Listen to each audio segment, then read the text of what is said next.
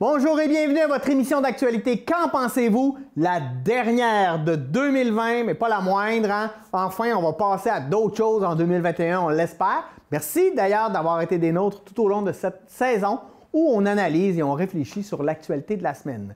Comme à chaque semaine, j'ai quelqu'un d'extraordinaire avec moi. Cette semaine, on ne déroge pas. Et c'est le grand retour de Mme Joanie Riendeau. Bonjour Joanie. Salut Pierre. Comment vas-tu? On a-tu hâte que cette année-là finisse? Ouais, on dirait que ça. J'espère que ça va juste. Tu sais, comme si on. Je sais pas, enlever un plaster, là, tu sais, un diachylon, je m'excuse. Tu sais, de faire. Comme si, mais ça sera pas miraculeux comme ça, j'ai l'impression. Mais j'ai l'impression que ça va faire du bien quand même de sentir qu'on passe à d'autres choses. Oui, ça va être symbolique, là. Ça va être. On va faire quelque chose. Moi, je sais, puis j'invite le monde à le faire en tant que blague, là, à 23h59, tout devant nos télés, en plein dans le bye-bye. On crie tout en même temps. Jumanji pour finir cette grosse épreuve qu'est 2020. Parce que quand même, 2020, on a parlé beaucoup de COVID, mais au début de l'année, il y avait des incendies en Australie. Il y a eu tellement de choses que 2020, on a fait... Donald. Ouais, écoute, on peut parler de plein d'affaires. Écoute, c'est... Donc, je pense qu'on a mérité de crier tous ensemble Jumanji à 23h59, le 31 décembre 2020. Super, mais je vais peut-être être déjà couché. Mais bon, on va voir. On va décoller ça en parlant de Noël. Oui. Parce que Noël s'en vient. Là, il y a plein de gens qui capotent parce que Noël, cette année, va être différent. Qu'on le veuille ou pas, Noël va être différent. Il n'y aura pas de grand party de Nouvel An. Noël va être limité. Là, on parlait de 10 personnes, mais moi, je ne serais vraiment pas surpris qu'on limite ça aux familles immédiates. C'est triste, là. Je suis pas. J'aimerais bien mieux faire des gros parties, peut-être avec plein de monde, puis avoir du fun. Ça nous ferait du bien. Mais ça nous ferait du bien. Mais la réalité, c'est pas ça. Donc, ma question pour toi, qui est pleine d'imagination et de ressources, comment trouver son bonheur à Noël? Qu'est-ce qu'on pourrait faire de différent? Comment on pourrait réussir à garder tout ça? Moi, j'ai certaines pistes de solutions. Je te parle des miennes. Tu sais, souvent, on va voir un peu le même monde, la famille proche, les gens, tout ça. Mais là, avec le COVID, on a réalisé qu'on peut beaucoup se parler via le web, là, avec des Zoom, Teams et puis toutes les plateformes qui existent, Messenger et autres. Et là, je réalise que je parle davantage à mes amis en Europe, un peu partout dans le monde. Mais c'est aussi simple, là, en fait. Mais on a, comme on est loin, on a pris cette habitude de se parler là de manière régulière. Et là, on peut le faire. Fait qu'ils ont décidé pour Noël d'essayer de communiquer avec le plus de gens possible un peu partout dans le monde pour voir comment ça se passe puis prendre des nouvelles. Parce que la technologie nous permet ça, puis ça fait un peu un baume sur la plaie de tout le monde, là. Mais bon, c'est ça. Toi, qu'est-ce que tu vas faire? Bien, c'est différent cette année, c'est sûr, mais moi, je me dis que c'est peut-être une occasion de remettre les valeurs aux bonnes places. Parce que... Je savais même pas que tu avais des valeurs. Je n'ai pas que des valeurs monétaires. Puis je pense que mes blague, opinions de la valeur... C'est une super personne, là. C'est une blague. Venez me doser, vous allez voir, vous ferez votre propre opinion. Mais pour le temps des fêtes, remettre nos valeurs à la bonne place dans le sens où, pendant toute l'année, étant donné la situation, on a pensé à l'achat local. Pourquoi pas? Premièrement, on a beaucoup d'entreprises qui sont encore ouvertes dans le cadre de l'achat local, donc c'est l'occasion de dire j'en achète moins, mais je les envoie puis je fais découvrir mes achats locaux aux personnes qui sont à l'extérieur. Donc ça, c'est déjà une première chose parce qu'on a de grandes tendances. Là, présentement, la tendance que je vois auprès de mes amis, c'est d'acheter sur Amazon ou sur des grands sites puis les faire livrer à la personne. Alors qu'il y a un effet. Il y a un effet de l'emballer, de l'envoyer, de profiter par la poste. D'écrire, puis des fois, même pas même un cadeau, là, écrire une carte de Noël avec juste nos émotions, notre ressenti, je pense que ça, c'est semer du bonheur aussi, puis ça fait du bien. Imaginez, là, tu reçois une carte de Noël avec une vraie écriture. Une vraie écriture. Je trouve que ça peut mettre du bonheur. C'est un cadeau que nous autres, on a fait d'habitude, là, étant donné qu'on est des nouveaux arrivants, on connaît très peu de personnes dans la région, même si ça fait 4 ans qu'on est ici. On n'a pas de famille dans la région non plus. Bien, d'habitude, dans le temps des fêtes, là, on faisait 1000 km dans la semaine. Avec nos 2 chiens, parce que c'est 150 piastres, faire garder nos 2 gros chiens dans le temps des fêtes par jour. Okay. Par jour. Donc, nous autres, c'était tout qu'un casse-tête, vivre le temps des fêtes. Mais là, au contraire, on a déjà commencé à faire une photo ludique de la famille avec les 2 chiens. Nous autres, ça a été une année assez particulière. On a refait notre cuisine. Ma fille a eu 2 ans. Il y a eu beaucoup de changements dans notre vie, du positif. Puis on l'a tout retourné au ridicule avec une photo. puis on l'a mis dans une carte de Noël, puis on a envoyé des cartes de Noël à des gens qu'on ne faisait pas de cadeaux d'habitude, Oui. avec un mot en disant « je m'ennuie de toi », et chacun personnalisé à propos de l'année, puis que c'est quoi nos bons souvenirs, puis c'est quoi les qualités qu'on retrouve chez cette personne-là. Parce que des fois, on apprécie les gens pour plein d'affaires, pour les services qu'ils nous rendent, pour leur bonne humeur, tout ça, mais juste prendre le temps de le dire. Souvent, on le sait, puis on va en parler aux autres. Hey, cette personne-là est tombée gentille. Chaque fois qu'on arrive, Mais de l'écrire, c'est de laisser une marque. Ben oui, de laisser ça. De laisser une marque. Pour la santé mentale de tous, je pense que c'est sain. Oui, puis s'envoyer des photos. Une photo, présentement avec nos cellulaires, on est tous capables d'en prendre, de faire un petit montage. Il y a plein d'outils qui peuvent se faire. Une photo, non? C'est 29 cents chez Jean Coutu, le faire imprimer. Tu peux les faire imprimer par Internet. Tu vas la chercher à ta pharmacie la plus proche. Ils clivent ça par la poche. Oui. Puis tu le mets dans des cartes que tu achètes au Dollarama ou que tu achètes dans un commerce Ben, local. on les fabrique, nous autres, les cartes. Ben oui, garde. Ça, un c'est... carton en deux, puis tu fais faire un dessin par les enfants. C'est pas plus compliqué que ça. Quand je dis remettre les valeurs à la bonne place, des fois, c'est ne pas avoir pensé qui fait le plus gros canot ou je m'endette. Non, on a le temps, on a l'énergie, on a eu le temps de repenser cette année. Bien, c'est une belle façon de souligner, de vivre ces valeurs-là. Oui, puis je pense aussi qu'avec la pandémie, il y a des gens qui sont plus précaires au niveau financier parce que, bon, on a perdu des emplois, etc. On ne sait pas ce qui s'en vient. C'est pas le temps de s'endetter. Ben faire non. plaisir aux gens, c'est pas nécessairement de dépenser. T'sais. Bien, moi, je vais te donner deux idées de parties de Noël qu'on a eues. Moi, dans le cadre de mon travail, je sais qu'il y a des collègues de travail qui vont l'écouter, puis j'ai 2 surprises, mais je vais en dévoiler juste une. Bien, c'est pas une surprise, c'est que nous, on avait toujours un échange de cadeaux. On a mis entre 20 et 40 $, on a mis les noms, puis on a fait le principe du Sunday Chris. Je connais pas. Le Sunday Chris, c'est on fait tous des cadeaux, on prépare, puis on a des collègues de travail à travers le Québec. Ouais. Alors, ceux qui sont dans la même ville que nous, si on a pigé quelqu'un qui est dans la même ville ou dans une ville à proximité, une fois qu'on a emballé le cadeau, on dépose le cadeau, on frappe ou on sort, puis on écrisse. J'aime Faut ça. pas que la personne devine qui l'a fait et on a le droit de le déballer seulement à notre party du 17 décembre prochain. Ah, cool. Donc, c'est très ludique, c'est drôle. Puis on a donné comme thème à notre échange de cadeaux nos passe-temps. Donc, pour découvrir qui fait de la peinture, qui fait de la chanson, qui veut s'initier à telle ou telle chose. Donc, c'est une belle façon de finir l'année. Puis on a revisité un autre jeu qu'on connaît. Mais étant donné qu'on travaille pour la promotion du Saguenay-Lac-Saint-Jean comme milieu de vie, on va faire un categories maison avec, pour dire, on va piger. Moi, en tant qu'animatrice, je vais piger une lettre.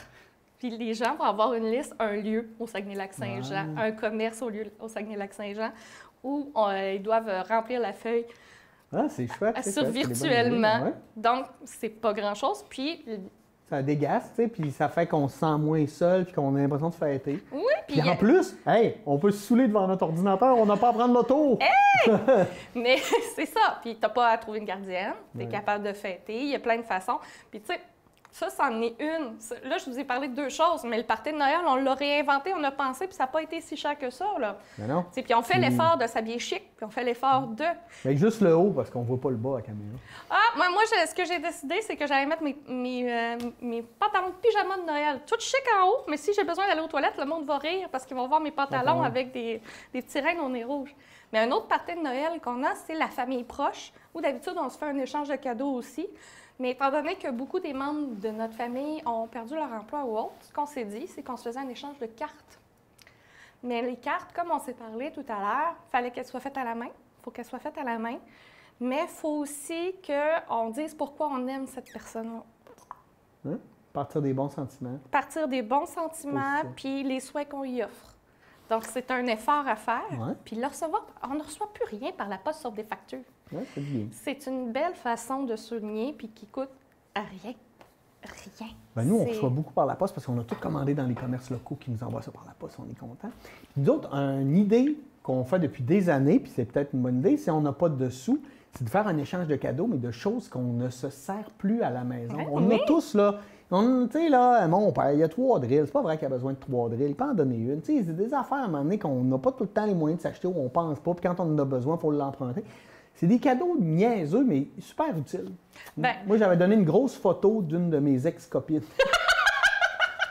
Ça fait rire entre les amis. C'est pas si Ah, mais je la ça. trouve bonne. Ben, moi, l'année passée, on avait fait ça comme thème à l'échange de Noël du travail. Puis c'était une collègue de travail que je savais qu'elle avait la dent sucrée. Donc, j'y ai fait un pot de brownies où il fallait juste rajouter les œufs puis le lait. Ah. Puis elle dit, c'est pas quelque chose que tu veux te débarrasser. Je dis, oui, moi, ce que je veux me débarrasser, c'est de mes calories. Très bon. Elle l'avait trouvé bien drôle, mais elle était enceinte, diabète de grossesse, mais je vais te dire, bien franchement, 2 semaines après son accouchement, elle m'appelle, elle dit, j'ai perdu le papier, peux-tu me redonner la recette, s'il te plaît? C'est temps que parfait. je l'efface. Donc, tu sais, c'est ça qui est drôle, ça donne quelque chose à discuter. Donc, réinventer Noël. Nous, on sait qu'on va écouter c'est quoi les recommandations de la santé publique, mais on sait aussi qu'on n'est pas les seuls nouveaux arrivants qui n'ont pas de famille dans le milieu. On sait aussi que ça peut être difficile pour les personnes seules. Donc, on va voir comment on va pouvoir faire pour se faire en personne, mais à l'extérieur. On va-tu s'organiser une randonnée pédestre? Donc, on est tous capables de garder une distance. On va-tu s'organiser quelque chose? Parce que là, ce qu'on va vivre présentement comme Noël, dites-vous que c'est le Noël d'une personne immigrante. Ou que sa famille est loin. Ou que c'est du Zoom, on mange devant l'écran. Donc, mettons-nous dans la tête que il y a des gens qui le vivent depuis des années, un étudiant international, un nouvel arrivant ou autre, qui le vit, ce Noël-là. Profitez-en pour demander des conseils. Ben oui, on voulait un peu vous donner un peu de bonheur en début d'émission, mais on va revenir à l'actualité, ne vous inquiétez pas. On y revient maintenant, d'ailleurs. Oui. On va passer de Noël aux eaux usées. Hey, la transition de... Transition, mais on sait, c'est parce que la loi pour obliger les municipalités à transformer, qui déversaient leurs eaux usées dans la nature avec des stations d'épuration, c'était en 2014, je pense, et la date d'échéance, c'est le 31 décembre 2020. On sait que dans la région, il y a encore 12 municipalités qui n'y arrivent pas. Il y en a qui ont des délais, qui trouvent ça cher, puis oui, c'est dispendieux quand tu as une petite municipalité. Bon, pourquoi on fait ça et qu'est-ce qu'on peut faire quand on est une petite municipalité puis que ça dépasse les moyens de la municipalité, parce que ça reste important. Est-ce que c'est le gouvernement qui devrait aider davantage ces petites municipalités-là? Parce que ça, c'est des coûts, là. Ouais, c'est des coûts très importants. C'est à chaque fois qu'on ouvre une rue ou une route pour que ce ne soit pour que la réparer, c'est énormément cher. Donc là, lorsqu'on installe un nouveau système, c'est déjà cher parce qu'il y a des municipalités qui n'ont pas le système de tuyauterie. Là. Il y a même à Dolbeau-Mistassini des places où que c'est encore des fosses septiques à Dolbeau-Mistassini. On parle en ville que c'est encore le cas. Donc, tu sais, quand même, quand une grande ville, c'est encore le cas, il faut se poser des questions. Le système de gestion des eaux usées, c'est nécessaire parce que on parle de déchets humains. On parle de déchets, oui, il y a des déchets humains, mais il y a aussi les savons qu'on utilise, les médicaments qu'on utilise. Il y a plein de choses qui doivent être prises en compte pour notre environnement, qui s'en vont dans l'environnement. Parce que si c'était juste les déchets humains, mais ça fait du super compost. Ça. Mais ça c'est plus le mélange avec tout ce qui est chimique, et puis les shampoings. Puis Mais tu sais, quand on dit ça peut faire de l'excellent compost, dans un centre d'épuration, dans les nouvelles générations, c'est ce que ça fait. Oui, c'est ça. C'est ce qu'ils font. Mais si ce n'est pas traité, ça reste mélangé dans des milieux où que ce n'est pas utilisé de manière efficiente et efficace. Ouais. Parce que c'est ça. Puis on n'oublie pas, tu sais, les gens qui jettent des affaires, qui n'ont pas d'affaires à aller dans la toilette. Ça aussi, ça se retrouve si ça passe pas par un centre d'épuration, ça s'en va directement dans nos cours d'eau qui sont encore fragiles. Il faut en profiter parce qu'on est une des provinces au monde, un des territoires au monde où on a le plus d'eau douce par kilomètre carré. Donc, on a cette richesse-là, il faut l'entretenir. Il y a cette problématique que, oui, les installations sont très chères, mais il y a aussi une autre problématique qu'on entend très peu aussi. C'est les professionnels dans le domaine. C'est pas n'importe qui peut gérer un centre d'épuration, peu importe sa taille. Il y a un seul endroit au Québec où ils forment les techniciens en épuration d'eau, c'est à La Salle, à Montréal. Il y a 12 à 20 finissants par année. Donc, c'est pas tout le monde qui va être prêt à venir travailler en région pour 10-15 heures semaine. Non, donc, le partage des ressources aussi dans ressources humaines. Donc, tu sais, faire une installation. D'un fois, il y a des villes qui le partagent avec d'autres. Oui, puis on partage des ressources. On en parle souvent ici, là, entre les municipalités, le partage de ressources. Partage des ressources humaines, mais partager aussi les installations. Tu sais, 2 villes qui sont à proximité, c'est-à-dire, on va... Mais avec la grandeur dans le territoire, ça devient complexe. Ça devient complexe, oui et non, parce qu'il y a tellement de types d'épuration d'eau. Il y a Mon Dieu, tu t'y connais donc, ben. Mais j'ai de la chance, j'ai un cousin qui travaille là-dedans puis qui est passionné, puis OK, il nous en parle. OK. Donc, ça fait partie. Il travaille dans la plus grande centrale d'épuration au Québec, à Montréal. OK. Donc, tu sais, il y a plusieurs types d'épuration. Il y a des bacs d'épuration, puis dans l'idéal, c'est qu'il y a plusieurs bacs différents et l'eau traverse. Ouais. Donc, il y a des moments où ça stagne. Il y a la première qui est un filtre, des gros filtres. La deuxième, c'est que quand ça arrive à la fin, l'eau stagne pour laisser les sédiments descendre. Tu continues. Puis la dernière, c'est un traitement... l'avant-dernière, il y a un traitement chimique pour assainir l'eau de toute bactérie ou toute maladie, virus ou autre. Et le dernier, qui est la dernière génération, c'est avec un traitement aux UV pour stériliser l'eau avant de le remettre directement dans le système d'eau potable. Même pas besoin de passer dans le système naturel. OK. Donc ça, on parle de l'ultra-qualité. Ouais. Ça, c'est génial. Mais dans notre situation, ça, on parle quand même 4 énormes cuves avec des équipements tous différents qui doivent être pris en compte. Donc, est-ce que c'est adapté à tout le monde? Non. Moi, ce qui m'intéresse à savoir dans les exigences du gouvernement, c'est quel est le taux de qualité de l'eau en sortant du centre d'épuration. Si le taux est trop élevé, peut-être que le gouvernement... Pour peut-être se donner une période de transition, parce que là, avec la pandémie, avec toutes là, les taxes, toute l'économie, là, même s'il y a des gens qui ont engagé de l'argent pour faire ça, hey, c'est tough. Val-Jalbert, ça a pris combien de temps? Puis on parle d'une installation touristique reliée à Roberval. Ça a été un sujet assez important. Là. Oui. Donc, peut-être évaluer pour une continuité, parce que c'est nécessaire d'attendre au moins le 75 d'eau propre à la fin de... puis ça, c'est 75 pas de n'importe quoi, là, mais que l'eau soit clean, propre à 75 bien, peut-être se donner une période de transition en se disant, OK, on va faire une première installation, on va assainir jusqu'à tant de %. OK, à partir de tant de %, il faut se dire, OK, puis avoir un plan d'action, dire dans 5 ans, on atteint le 70, on atteint le I à chaque étape. Le gouvernement du Québec s'investit quand même beaucoup, oui, mais c'est quand même des choix de la population, puis des choix municipaux de savoir comment on les traite, parce que c'est pas tout le monde qui va être d'accord d'avoir un grand bac à air ouverte qui pue le à côté de chez eux. Oui, c'est ça. Donc, ça reste quand même des choix politiques municipaux. Donc, il y a des pour et des contre de toutes les installations, puis ça demande de la formation, ça demande toute qu'une installation, puis des gens qui connaissent les équipements. Donc, puis il n'y en a pas beaucoup dans la région, là, juste dans le territoire de Maria-Chapdelaine, il n'y en a pas beaucoup qui sont capables de faire juste les prélèvements, pas les analyses chimiques, là.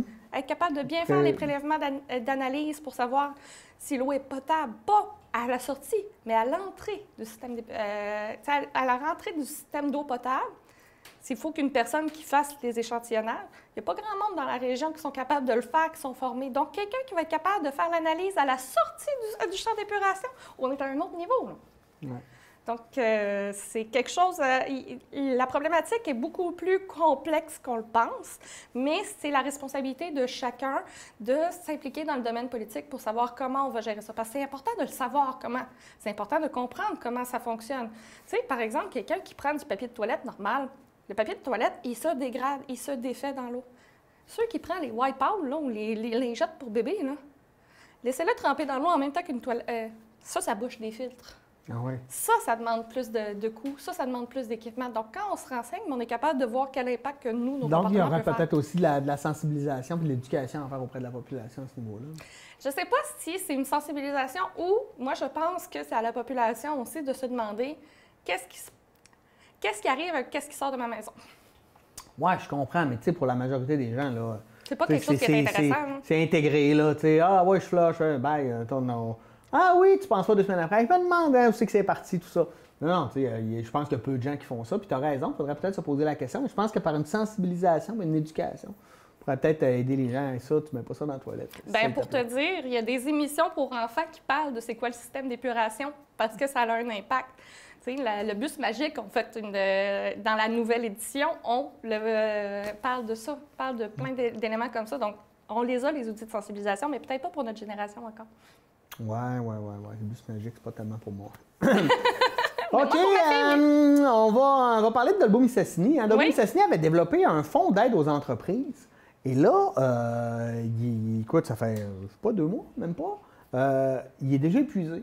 Et là, je trouve que la Ville a eu un bon réflexe. Ça marche, ça aide. Donc, on va doubler le fonds. Donc, on est passé de 125 000 à 250 000 pour faire perdurer ce fonds-là le plus longtemps possible avec l'aide de la Ville.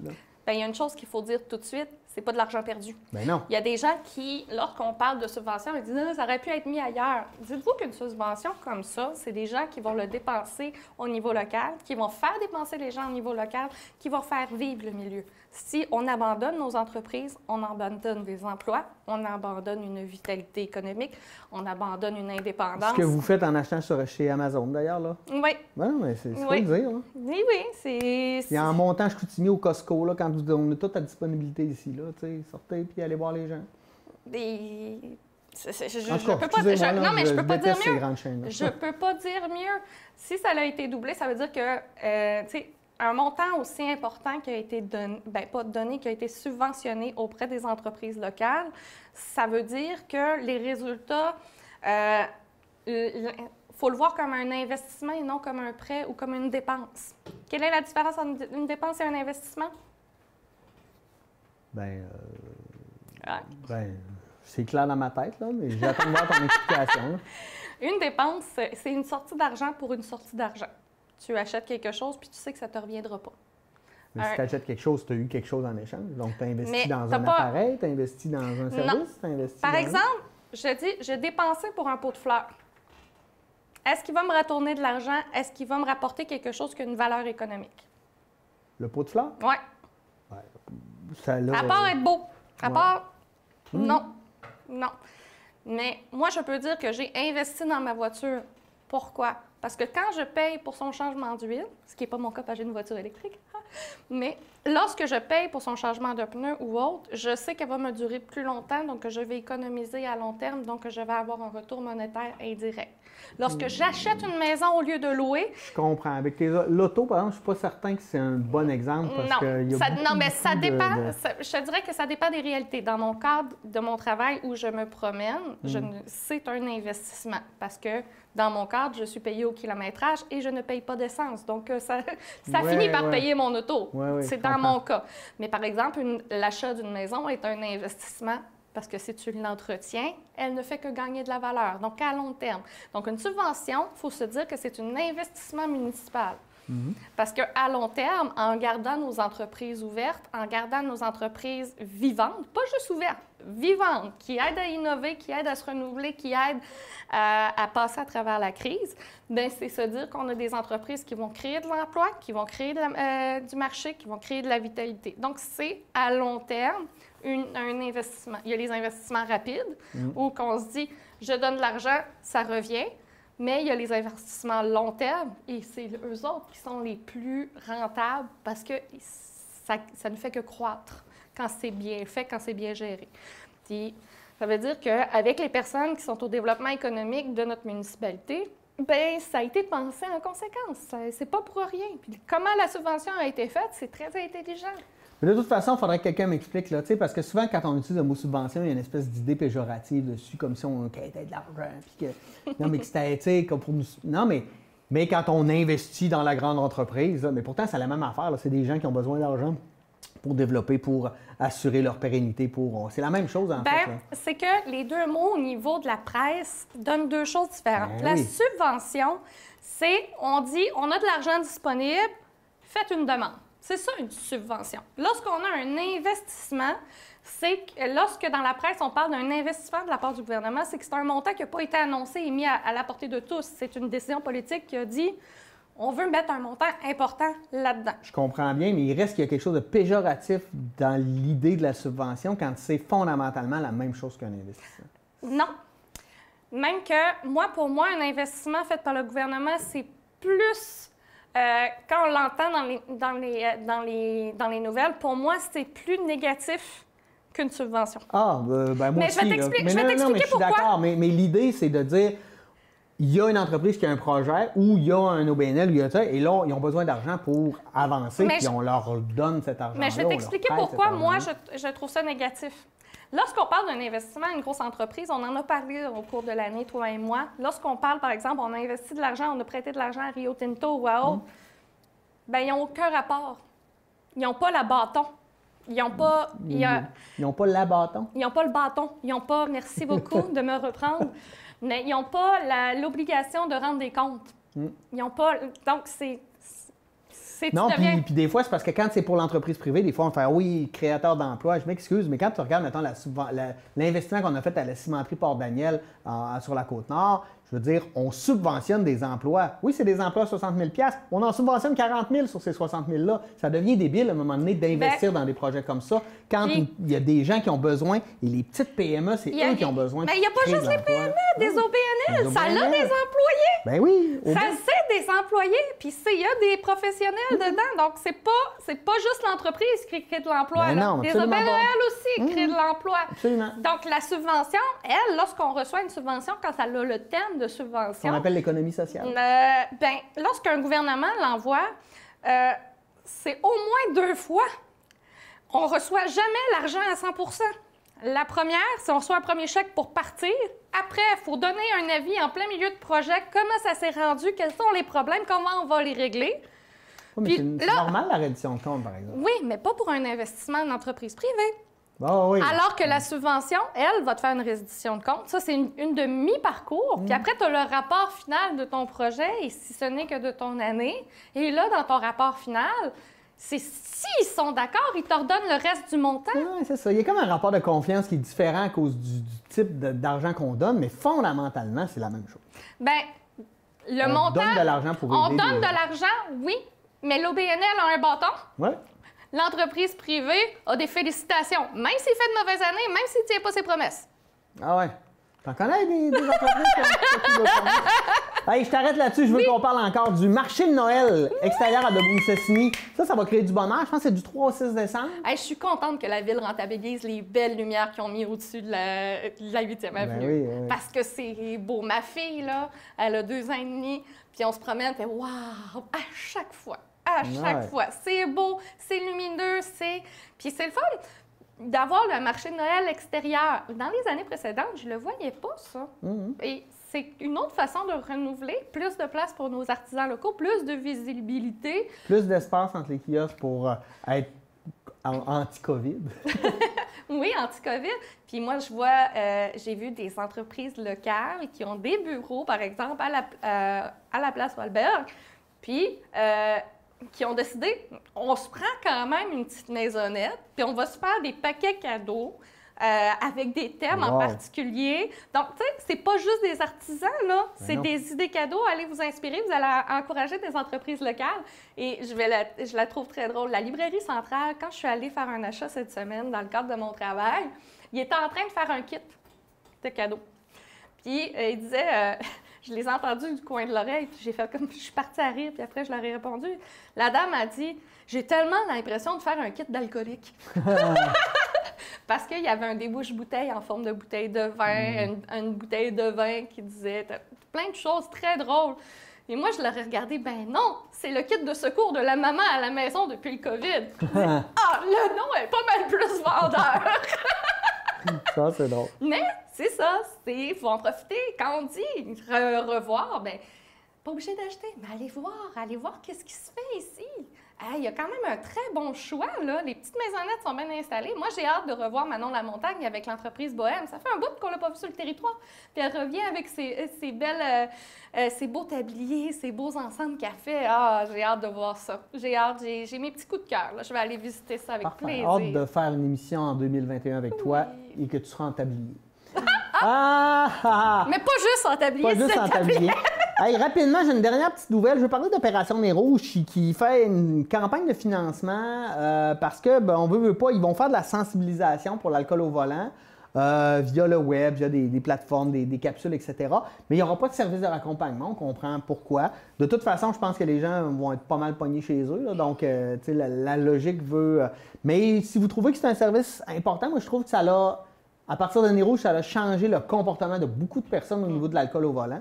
Je tiens à les remercier, à leur dire bravo, puis je vais leur donner parce que de l'argent, selon mes moyens, bien sûr, mais parce que je trouve que c'est un organisme qui fait une belle job. Bien, ils sont visibles seulement une période de l'année, mais le travail n'est pas que cette période-là. Ben non. Il y a des équipes permanentes qui travaillent à la sensibilisation à l'alcool au volant, mais aussi Opération Nez Rouge, là, ce n'est pas que l'alcool au volant, c'est les drogues aussi au volant. C'est tout ce qui diminue les facultés. Ouais. Donc, ça fait partie de plein de choses. Donc, encourager. On ne verra pas les grands dons comme on a vu dans les années précédentes. Donc, choisissez un organisme que vous aimez, donnez. Super. Hey, on s'en va à la pause? Oui! On revient tout de suite après la pause. Des questions et des réponses sur la COVID-19. Pourquoi doit-on respecter une distance de 2 mètres? La COVID-19 se transmet principalement par le contact avec des gouttelettes contaminées. Lorsqu'une personne infectée parle, tousse ou éternue, les gouttelettes peuvent être projetées jusqu'à une distance de 2 mètres et atteindre des personnes à proximité, ou encore se déposer sur des surfaces et des objets où le virus peut survivre de quelques heures à quelques jours. Bien se protéger, c'est aussi bien protéger les autres. Parce qu'il y a des routes et des ponts à construire. Parce qu'il y a des maisons, des immeubles, des arénas, des écoles, des usines et des hôpitaux à bâtir. Parce que le Québec n'arrête jamais de se moderniser. On cherche du monde pour travailler dans le domaine de la construction. Il y a plein de métiers prometteurs et bien payés. Si ça te tente, c'est le temps.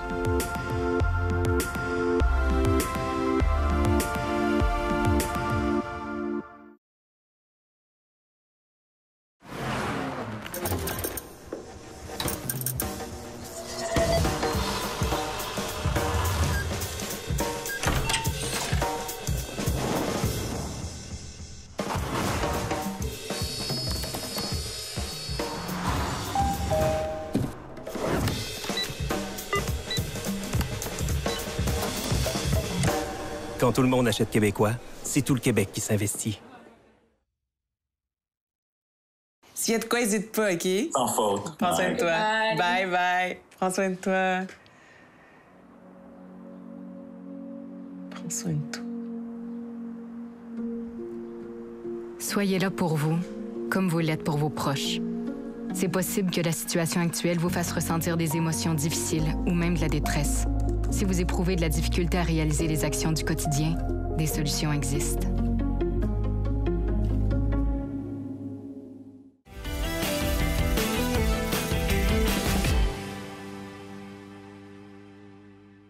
Oh, on est de retour. J'espère que vous avez passé une super belle pause. On revient avec la suite de notre analyse de l'actualité de la journée, de la semaine.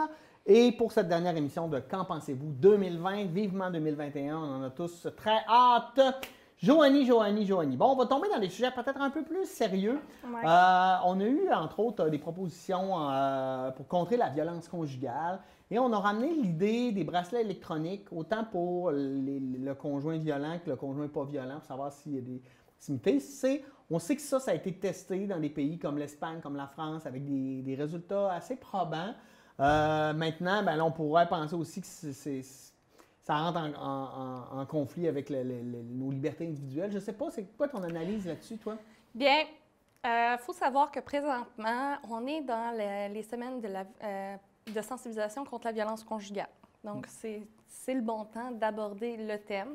Il faut dire aussi que le COVID a été très difficile au niveau de la violence conjugale. Hein, Il n'y a personne qui devrait vivre un confinement avec quelqu'un de violent. Point.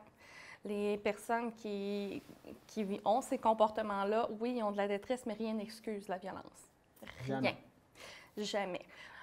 Puis, trouver des ressources, sortir de la maison, déménager en temps de COVID, c'est vraiment des défis pour les victimes de violences conjugales. Puis en plus, au cours de l'année et de l'année précédente, en 2019, il y a eu beaucoup d'infanticides puis de féminicides dus à des conjoints violents, soit qui étaient encore en couple, mais beaucoup plus des gens post-séparation.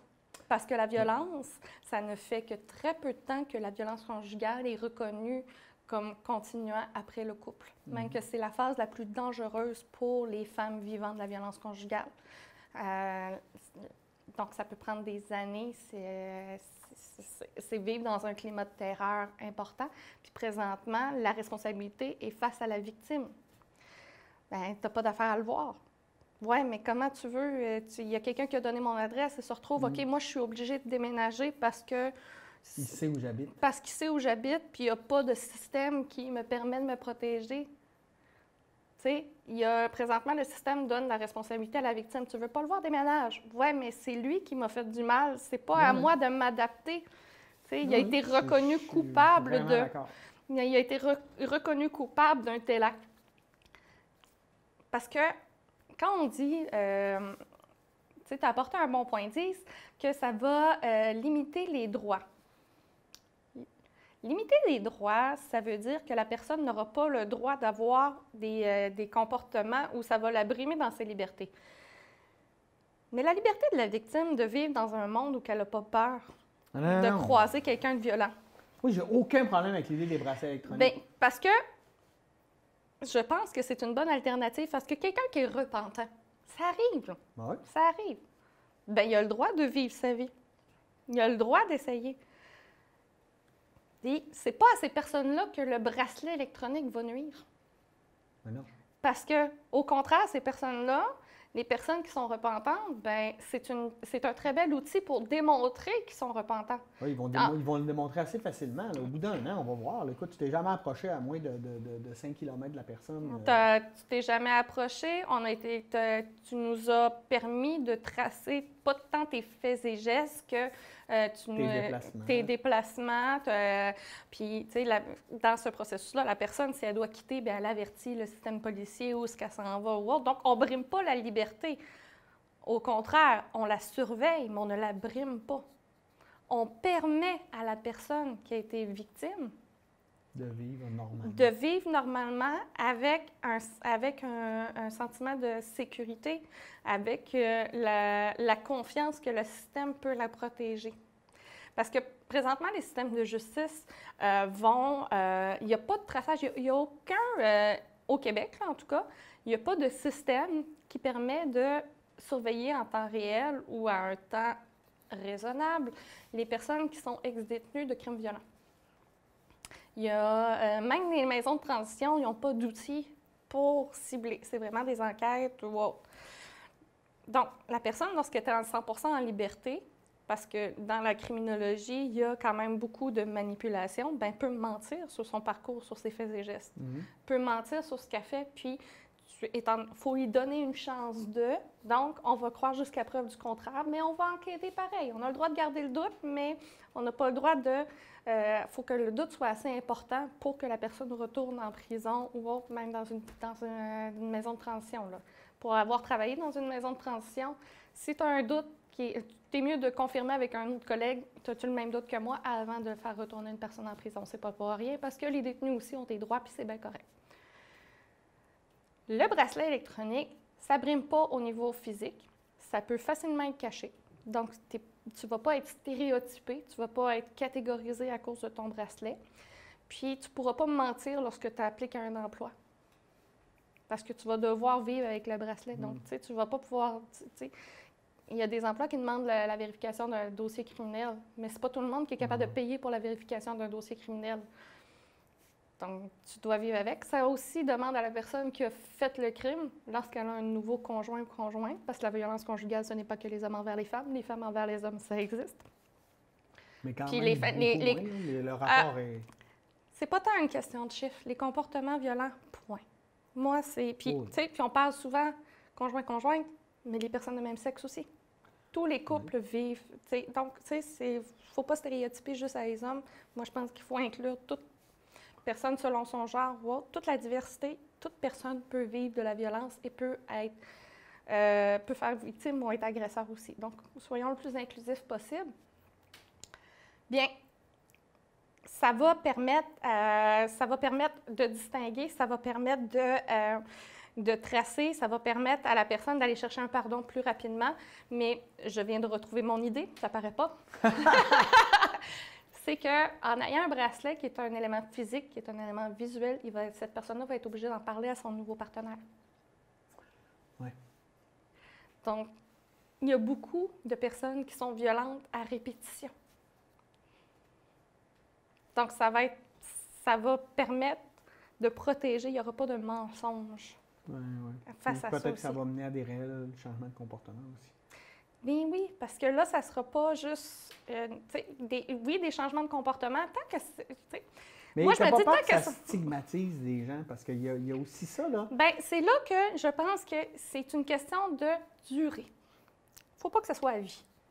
Il faut que ça soit utilisé comme pour une période de grâce, pour une période, dire « laisse-moi te prouver que j'ai changé ». C'est ça qui va être le plus difficile à déterminer. Parce que il va y avoir des personnes qui vont en avoir besoin pendant 5 ans. Mais il y en a d'autres que ça va être 6 mois, 1 an, puis ils vont être capables de démontrer que...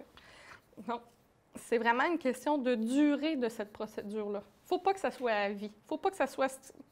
Une fois que tu l'as fait, une fois que tu as vécu ça, puis une fois que tu as ton pardon, ou bien, plutôt que tu as ta liberté retrouvée, bien, il faut que ça soit enlevé. Puis... mais il ne faut pas que ça reste à vie. Il ne faut pas que ça soit... Tu sais, je ne sais pas, je ne suis pas criminologue, je ne peux pas donner de temps, puis je ne suis pas plus policière, je ne suis pas dans le domaine de la justice, ni dans le domaine pénitentiaire, mais il faut quand même déterminer une durée maximale pour l'utilisation d'un tel outil, parce que c'est un outil. C'est pas une façon de... Ça peut amener les gens à faire peut-être une meilleure réinsertion. Tu sais, je ne sais pas, moi, quand tu as ça, je veux dire, tu dois vouloir... je sais pas, mais moi, je crois à la réinsertion. Là. On voit ce que ça donne entre autres, en Suède, ils ont misé sur la réinsertion. Écoute, ils ferment des prisons, puis le taux de criminalité n'a pas augmenté, là. Mais parce qu'on a des bonnes méthodes pour le faire, je ne sais pas si ça peut en faire partie. Là. Il y a aussi, c'est une affaire culturelle aussi. Le fait d'avoir vécu une criminalité, le fait de... Tu sais, il y a plein de choses qui rentrent là-dedans, mais c'est tellement un domaine qui est complexe, puis tout le monde a son avis dessus, que... Je vais me garder mon opinion. J'ai mon expérience. Non, sérieusement, c'est très rare que je fais ça à l'émission aujourd'hui, mais il y a tellement de côté être humain, la victime, le système, l'agresseur et autres, que... il n'y a pas de solution simple à un problème aussi complexe. Non, puis c'est parce qu'en plus, il y a la politique qui rentre là-dedans. Il y a l'évolution culturelle, parce que la Suède, tu viens de faire une comparaison, mais c'est pas la même chose. C'est pas la même réalité, c'est pas les mêmes éléments culturels, c'est pas le même droit criminel. Donc, qu'est-ce qui est un crime, qu'est-ce qui ne l'est pas? C'est pas toutes les prisons en Suède qui sont comme tu viens de le décrire. Donc, tu sais, il y a tellement de perspectives. Mais non, mais il reste qu'il y a une réalité. Là. Ils ont misé sur la réinsertion. Nous, on construit des prisons. Eux, ils enferment. C'est quand même une réalité. Là. Mais, regarde, je vais te donner une réalité. Ouais. Je te donne une autre affaire, une différence entre le Québec et l'Ontario. Au Québec, on a le droit civil. On ne l'a pas en Ontario. Ben non, c'est le common law. Ça reste quand même que c'est deux systèmes judiciaires différents. Lorsque, peu importe le crime, lorsque tu as une condamnation de 2 ans moins un jour, tu es dans un pénitencier québécois. 2 ans, tu es dans un pénitencier fédéral. 2 financements différents, 2 fonctionnements différents, 2 problématiques différentes. Est-ce que c'est ça en Suède? Non, mais... Ça change. Bien, ça change au niveau de la culture de l'insertion aussi. Oui, mais là, je pense que tu fais un sophisme et qu'on parle pas de la même chose. Mais je veux dire, c'est que c'est compliqué et ça l'a... Tu sais, on pense que c'est juste les pénitenciers. Non, c'est beaucoup plus large que ça. Donc, je ne maîtrise pas assez le dossier pour aller plus loin. C'est vraiment que je me pose beaucoup plus de questions. Je pense à la violence conjugale. Je suis 100% pour le port des bracelets électroniques tant et aussi longtemps qu'on détermine une durée, un cadre, puis...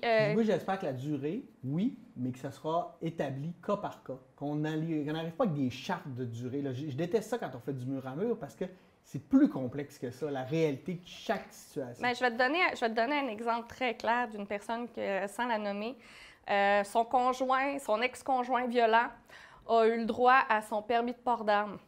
Mais ceux qui ont fait leur permis de port d'armes savent que faut que ton ex-conjoint signe ton droit. Il a juste menti auprès de la GRC pour dire « Non, moi, j'ai jamais eu d'ex-conjointe, j'ai jamais eu de violence conjugale, puis il a eu son permis de port d'armes pareil. » Il a fallu appeler à la GRC pour dire « Non, la personne que vous avez donné le permis de port d'armes, non, elle a des accusations. » Ah ouais? 2 ans après, parce que la victime ne savait pas que le permis de port d'armes demande ça. Je comprends, mais là, pour moi, c'est la GRC qui a fait un manquement. Là. Je veux dire, on doit se fier à des données empiriques, à des résultats. Ils ont accès au système de police, là, dans le sens qu'ils sont capables de voir s'ils ont un dossier criminel de manière assez rapide. S'ils ne l'ont pas fait, c'est eux autres qui sont pas bons. C'est que là, si ça n'a pas passé au criminel, mais c'est un dossier de DPJ, Ouais. C'est pas un dossier criminel. Donc, il n'y a pas accès à ça. Pour le Parce parent, que- pour les enfants? Non, mais c'est ça, pour les parents, non. Parce que c'est pas dans un dossier criminel, il n'y a pas de jugement de la Cour. Il y a un dossier au niveau de l'intervention sociale, mais il n'y a pas de jugement OK. de la Cour. Donc, Ah. c'est pour ça que dans le formulaire pour le possession-acquisition, il faut la signature d'un ex-conjoint pour dire « Oui, je me sens assez en confiance pour que cette personne-là ait une arme. OK. » Donc, le bracelet, tout ça ferait que ça changerait. C'est la perception de ça. Il faut aussi dire que ça serait aussi un outil de sensibilisation. Parce que ça peut être n'importe qui peut vivre et faire vivre la violence conjugale. Ça, oui, on stigmatiserait, mais en même temps, on déstigmatiserait les victimes. Parce que ça arrive à n'importe quel âge, ça arrive à n'importe quel statut, ça peut arriver à tout le monde. Hey, là, on va essayer de faire un autre sujet en 5 minutes parce que tu en as un peu parlé, mais je dirais qu'on parle de la DPJ. Il y a eu la commission Laurent qui est sortie. Bon, qui n'a pas dit grand-chose. Il faut formater tout ça, un peu ce qu'on a dit. Mais ça reste que c'est une problématique majeure. Malheureusement, on parle de la DPJ beaucoup quand c'est des gros cas graves, quand c'est des bavures, etc. Puis la DPJ, moi, je tiens à dire qu'il donne aussi des super services aux citoyens que je pense que les gens n'osent pas prendre à cause que c'est la DPJ puis qu'ils ont mauvaise presse. Mais il reste que c'est des intervenants puis que c'est des situations pas faciles qu'ils ont à gérer. Moi, j'aimerais pas ça être dans le culotte. Puis là, bon, on ne sait pas grand-chose, mais ce serait quoi les recommandations que tu trouverais efficaces ou tu as l'impression qu'on aurait besoin au niveau de la protection des mineurs? La première chose, c'est déstigmatiser ce qu'est la DPJ parce que, oui, c'est le département de la protection de la jeunesse, la direction de la protection de la jeunesse. Donc, premièrement, féliciter les travailleurs et travailleuses sociales qui sont déjà dans ce domaine. Donc, c'est la majorité des gens qui sont là, d'avoir une reconnaissance de leurs compétences puis une augmentation des effectifs parce qu'il manque de professionnels pour être capable d'encadrer les besoins. Mais ça, je pense que Ça, la commission Laurent va le dire. La commission Laurent va sûrement le dire. Le financement, on est quand même limité, oui, mais c'est important quand même de penser au financement parce que c'est le dernier rempart pour protéger nos enfants. Moi, ce que tu viens de dire, là, pour moi, c'est complètement absurde là, de dire qu'il faut faire des choix économiques. Pour moi, les enfants, là, on devrait ouvrir les valves puis mettre tout l'argent qu'on peut. C'est ce que je pense aussi. De donner des subventions à Heinz. C'est ce que je pense aussi. C'est ce que je suis tout à fait d'accord. Repenser les outils, puis les outils d'évaluation qui sont faits par la DPJ, parce que depuis le début de la commission Laurent, il y a des logiciels qui sont utilisés, qui sont mal faits, qui sont mal... Donc, ce qui permet des dérapages par des personnes professionnelles et sensibles. Mais ça me fait halluciner. C'est des rapports humains tellement intenses. Et là, on te dépiste avec un logiciel où il faut cocher des trucs dans des cases. Voyons, c'est du cas Puis le logiciel qui a été démontré qu'il a été mal programmé. Mais non. Ou que les personnes d'expérience arrivent aux plus jeunes et ils disent « Réponds telle affaire pour que ça donne la réponse que tu veux. Ouais. Ça n'a pas d'allure. Non. Donc, il faut repenser parce que là, on a comme mis un système fonctionnaire. Bien, c'est des fonctionnaires, oui, mais un système, je te dirais, les 12 travaux d'Astérix pour des personnes qui ont besoin d'aide socialement. Parce que c'est surtout ça. Maintenant, dans un système que faut revoir les outils, c'est pas facile, c'est compliqué, mais il faut revoir les outils, revoir la formation, sensibiliser, puis féliciter, mais aussi valoriser l'emploi à la DPJ. Parce que présentement, les travailleurs sociaux qui sortent, ils se disent « on ne veut pas travailler là, on va être en surcharge de travail, on est payé juste 40 heures, mais on en fait des 60, des 70, des 80 heures. » Dans le système de la santé. Oui. Puis on se fait chier dessus, on se fait... Puis c'est parce qu'ils ont des données, on a tous un avis dessus, mais ils ont des données que nous, on n'a pas, ils ont tout un droit légal. C'est que dans n'importe quel job, là, on te permet de faire une erreur, mais eux, on ne leur permet pas. Ah, puis c'est pas... Puis je comprends pourquoi on ne veut pas leur permettre, parce que c'est la vie puis la santé d'enfants, là. Mais c'est humain de faire des erreurs. Mais on ne reconnaît pas leurs compétences non plus. Non, puis on devrait les faire travailler beaucoup plus conjointement avec le corps policier aussi, comme on parlait des travailleurs sociaux là, au niveau des patrouilles de police pour les cas de santé mentale. Je pense que... Mais ça, je te dirais que c'est pas un problème parce que la police n'a pas peur d'appeler la DPJ, les systèmes de... Ça, c'est pas un problème. C'est pas la relation avec la police. Je te dirais que c'est plutôt la relation... puis même les organismes communautaires qui travaillent avec la DPJ apprécient le travail avec la DPJ, puis reconnaissent que c'est vraiment la DPJ au niveau humain, Au niveau de l'individu, ils ont des bonnes valeurs, mais c'est les ressources pour l'appliquer. Ils doivent faire des choix déchirants. C'est des choix déchirants qu'on ne comprend pas, qu'on ne voit pas. Donc, il faut se poser la question, quand on a une opinion sur la DPJ, il faut se dire qu'est-ce qu'on n'a pas vu pour qu'ils prennent ces décisions-là. Oui, puis quand on a une opinion sur la DPJ, c'est parce qu'il sort une histoire dégueulasse qui a peut-être mal été gérée, parce qu'on ne parle jamais des histoires qui se gèrent bien ou des choses qui se passent de la manière dont ça doit se passer. Il y a ça aussi à Oui, mettre parce qu'il ne faut pas avoir peur aussi, en tant que parent, aussi d'aller demander de l'aide. Non. Ben, parce qu'il y a ça aussi qui est très trop peu connu. C'est que c'est pas tous les enfants qui sont faciles, c'est pas tous les parents qui sont outillés, c'est pas... Absolument. Donc, appeler nous-mêmes la DPJ pour dire « je suis à bout », c'est s'éviter d'avoir une poursuite par la DPJ puis de ne pas s'en faire des alliés. Ouais. Au contraire, il y a des gens qui sont là puis ils vont beaucoup plus apprécier de travailler avec une personne qui va dire « j'ai un problème, je veux aider, je suis prête », participer, puis prendre de l'avant, de faire de la prévention ou de dire envoyer un signal, je dis j'ai besoin d'aide, c'est beaucoup plus facile de travailler dans cet angle-là que d'arriver puis de se dire ils vont me prendre mes enfants. J'ai eu un signalement à DPJ, ils vont me prendre les enfants. Parce que ça arrive, ça, des fois, c'est pas mal vu. C'est qu'un enfant arrive avec beaucoup de bleu à l'école. Bien, l'école a un besoin de... Une obligation. Une obligation de moi, dire... comme enseignant, si je vois des cas, là, c'est sûr que je suis au cégep et ça arrive moins, mais comme enseignant, on a l'obligation de signaler si on pense qu'il y a un problème. Puis quand quelqu'un qui arrive, ben pour une autre personne que je connais, ben l'agent de la DPJ est venu, elle dit on a eu un signalement, puis elle a vu que l'enfant était turbulent, puis elle a vu qu'il s'est blessé en pleine face devant elle. Elle dit OK, c'est beau. Ouais. C'est pas juste, la DPJ, c'est pas on enlève les enfants. Hey! C'est super intéressant, puis je le sais qu'avec toi, on pourra en parler pendant 16 heures. Oui. Mais il reste moins de 5 minutes et je voudrais vraiment qu'on parle de notre dernier point, finir 2020 avec ça. Vaccin contre le COVID. On commence à en entendre parler. La Grande-Bretagne a homologué le premier vaccin. On parle déjà d'à partir de la mi-décembre, on va pouvoir vacciner les gens. Aux États-Unis, on dit que, je ne me souviens plus combien de millions de personnes vont être vaccinées d'ici juillet. Ici au Canada, on parle de 3 millions d'ici pour le mois de mars. Comment ça va se passer? On sait que l'armée est déjà prête à vacciner. Comment tu vois ça, toi, l'avenir avec un vaccin? Puis il y a aussi toute la mouvance anti-vaccin qui existe, qui clairement, eux, n'ont pas lu des études scientifiques, là, parce que, je veux dire, vacciner, c'était démontré par la science depuis, on a éradiqué combien de maladies. Les mêmes personnes qui disaient, je veux pas respecter le masque ou autre, je veux pas... disent, ben là, il n'a pas été assez testé, je ne me ferai pas vacciner. C'est exactement les mêmes personnes qui ont un comportement complètement opposé. Et ben, je trouve ça drôle, OK? Ça faut en rire parce que ça donne le goût de pleurer. Puis moi, je veux dire une petite affaire là-dessus qui me fait rire, c'est ceux qui ont peur du vaccin en disant il va y avoir une puce électronique pour qu'on sache je suis où tout le temps. Hey man, t'as un téléphone, là. Tout le monde le sait, tous les GAFA de ce monde te suivent à la trace déjà. T'as pas besoin d'un vaccin. T'as-tu vraiment peur qu'un système de santé qui fonctionne encore par fax te mette une puce pour te tracer? Excusez, soyons clairs, là. Donc ça, on va se le dire. Soyez un peu logique dans votre fonctionnement.